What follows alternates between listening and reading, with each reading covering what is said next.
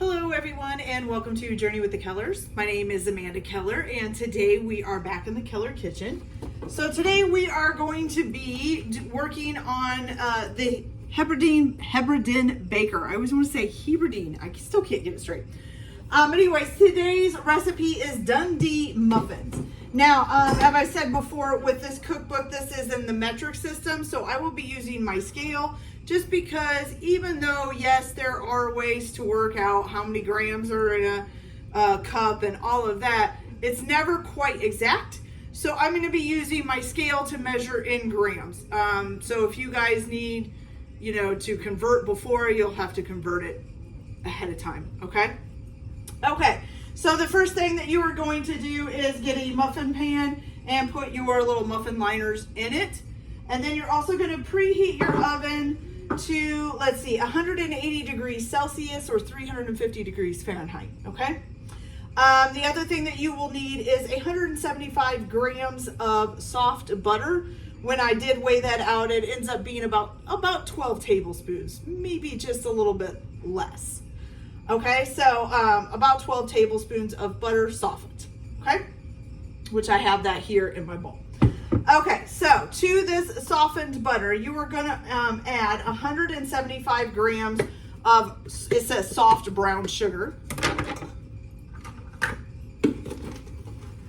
So, let's see, that's about 60 there, and about 114. What am I looking at? 175. Okay.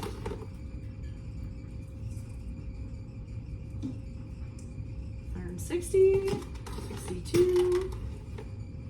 We're almost there.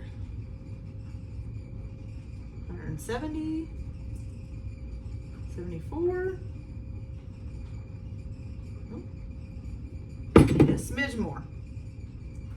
75, there we go. So 175 of brown sugar. Okay. Then you're also gonna add to this, and you're gonna cream that together. Okay, so you're just gonna cream this together.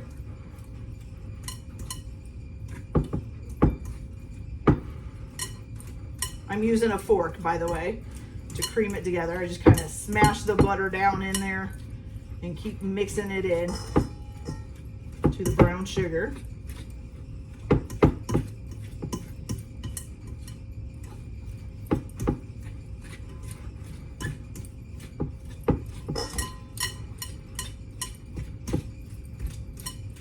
Okay.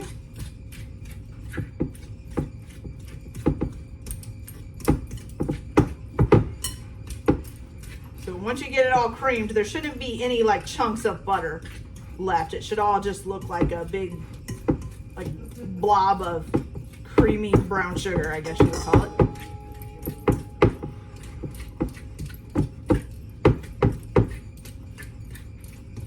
All right. There we go. That's looking good. Okay, so then you'll get a nice creamy brown sugar substance. Okay? All right, so there's that. So then you're gonna add to this 3 tablespoons of marmalade. Now it just says marmalade, it doesn't say a specific kind.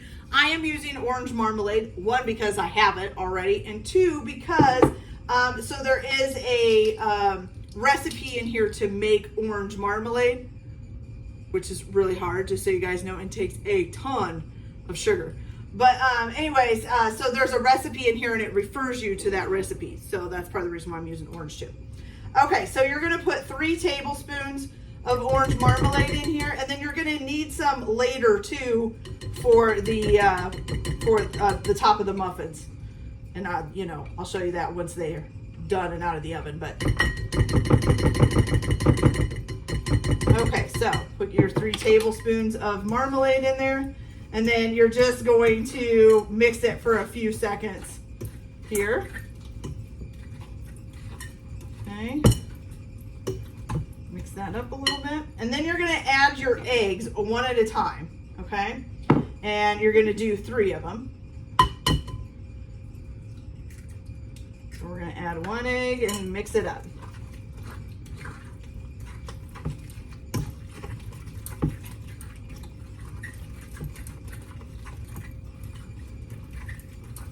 We're gonna add a second egg and mix that up.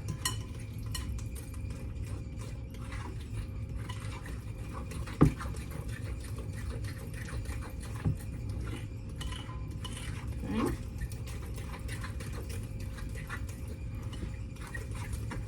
And you're gonna get a third egg and mix that up.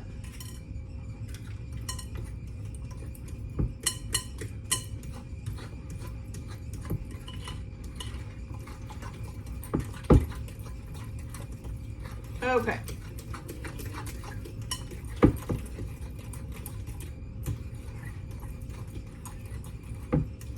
Okay.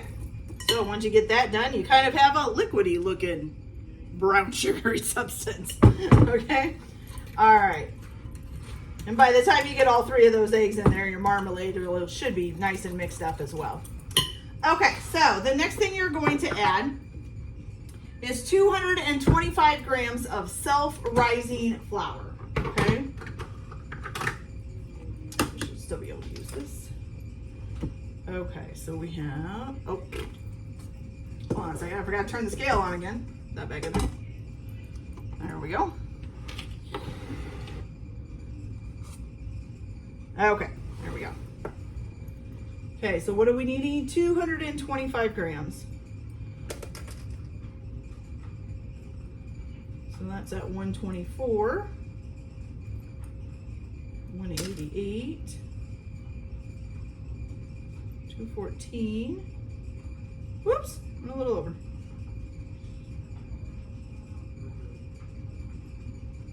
Ha, 225. Okay. So you're going to add the 225 grams of self-rising flour. Then you're also going to add to this some ground almonds. So you need 25 grams of ground almonds. I do know sometimes you can buy ground almonds.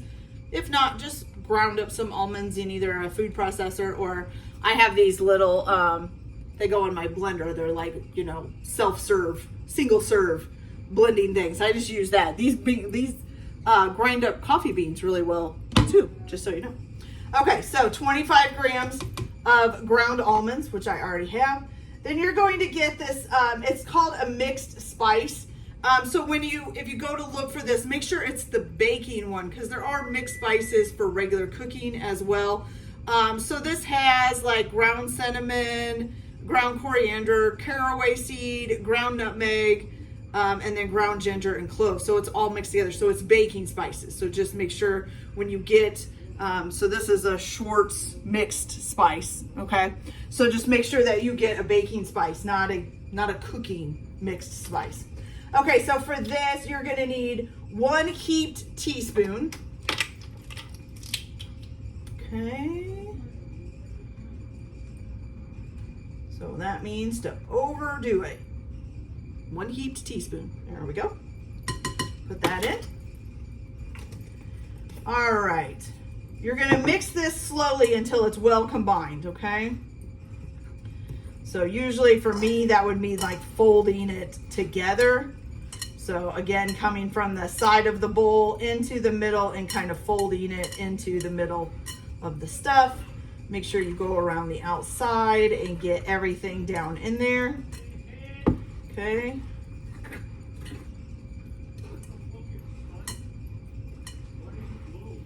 Okay.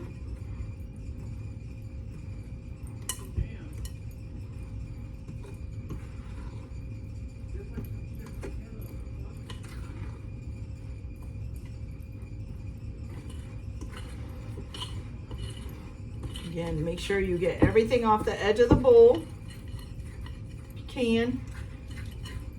I've said it before, usually if you have kind of a wet batter, I will take just a little bit of that batter with the fork along the edge of the bowl here, and that usually gets all of that leftover flour that's usually sitting on the side of the bowl off, okay? Gets it mixed in. Okay, so once you get your flour, your ground almonds, and your spice mixed together, it's almost like a dough. It pretty much looks a lot like a muffin dough now.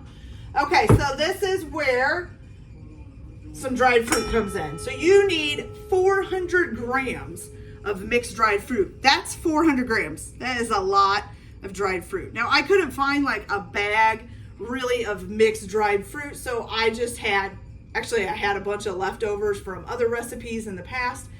I just mixed them together and measured them on that. So that's a lot, you guys. But I have like everything in here: cranberries, blueberries, cherries, pineapples. I even put banana chips, apple chips, strawberry chips. Some of them are freeze dried, which I don't know if they'll work out as well, but that's okay. All right, so you're gonna put that in there. And then you're also going to need 2 tablespoons of whiskey, okay? So you're gonna need 1 tablespoon. This is just R&R, which is rich and rare. It's Canadian whiskey, I guess. I just bought this because it comes in this little tiny sized container. It's perfect. All right, so you've got that.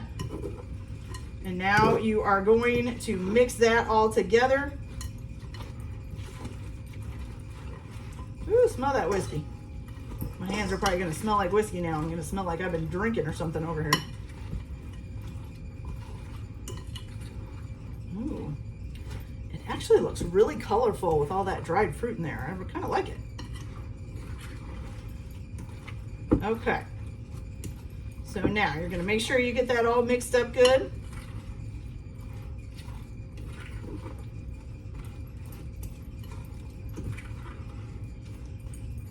All right, you guys. So once you get that all mixed up, you get a nice little mixture. It looks like that. Look at that. Isn't that kind of awesome looking? I kind of like that. I like colorful things though. So, you know, hey. Just because it's colorful though, doesn't mean it'll taste good, just so you know. All right, so let me make some room here for our muffin tin. Muffin pan, I should say. Okay, so I gotta wash my hands real quick.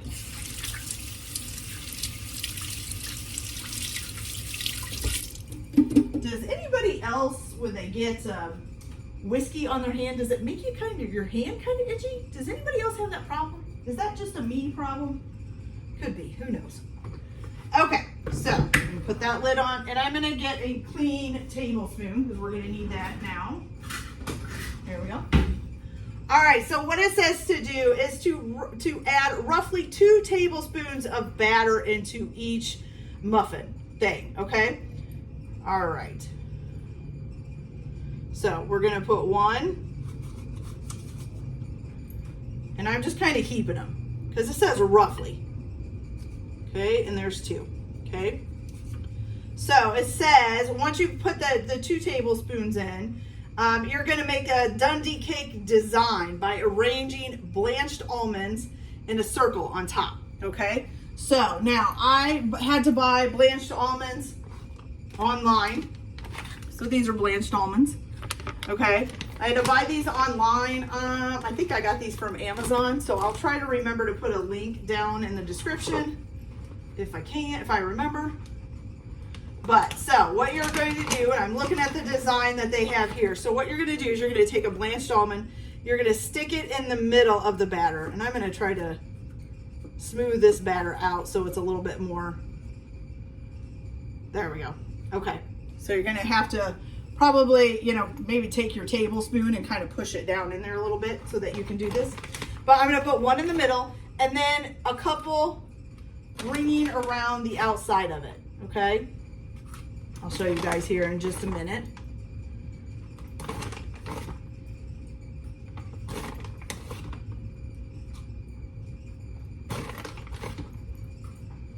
Fit them in as best you can. Okay, so hopefully you guys can see this here. So just like that. So you got 1 in the middle and then some ringing around. Okay, so you're going to do that for all of these muffins.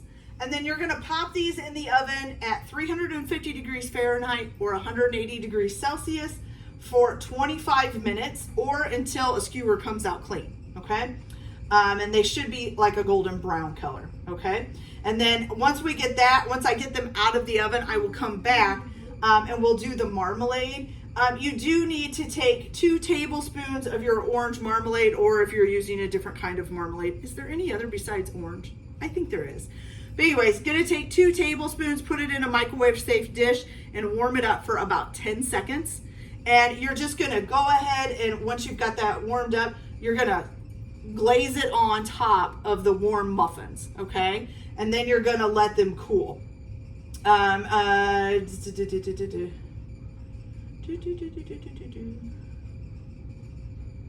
Yeah, put it over the minute and let them cool. Leave them in the tin for about 5 minutes before placing them on a wire rack to cool. Okay. So what you're gonna do? Put them in the oven for about 25 minutes until a skewer comes out clean. They should be a golden brown. Right before you pull them out, I would go ahead and microwave your 2 tablespoons of marmalade for 10 seconds. Okay. Then when you pull them out, just take the marmalade and brush it over the top of all of them and then let it sit in the pan for 5 minutes. Then take them out and put them on a wire rack and let them cool. Okay. So once I've done all of that, I will come back and show you guys how they turned out. And then I will try them and see how they taste. Okay. So I'll be back in just a little bit. Guys, so our muffins are done and they turned out really good. So look how that turned out. They got nice shiny tops from putting the marmalade on top and when they were still hot. They look good. They're nice and golden brown. Looks delicious. They smell good too. So let's hope they taste as good. Okay, you guys, so we're just gonna pick one up here. Let's do this one because it's a little bit more befuddled looking. So we'll eat the befuddled looking one. All right, so we're gonna go ahead and take this muffin wrap off. All right, let's try this.